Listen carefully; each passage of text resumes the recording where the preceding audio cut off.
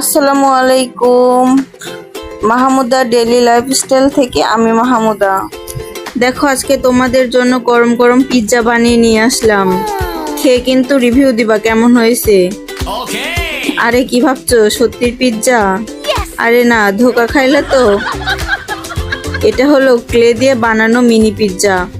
আসলে বোর লাগছিল তো, তাই ভাবলাম সেলের ক্লে নিয়ে একটু খেলি।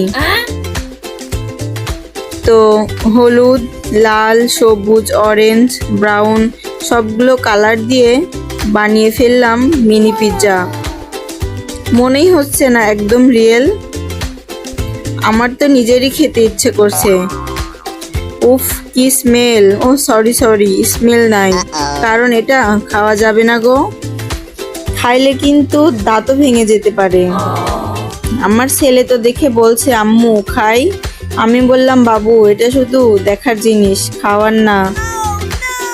জানো ক্লে দিয়ে বানাতে বসলে টেনশন সব উধাও হয়ে যায়। এই যে আঙ্গুল দিয়ে একটু একটু করে শেপ দেই, মনে হয় পুরা দুনিয়া থেমে গেছে। 1 ঘন্টা কখন যে চলে গেল বুঝতেই পারি নাই।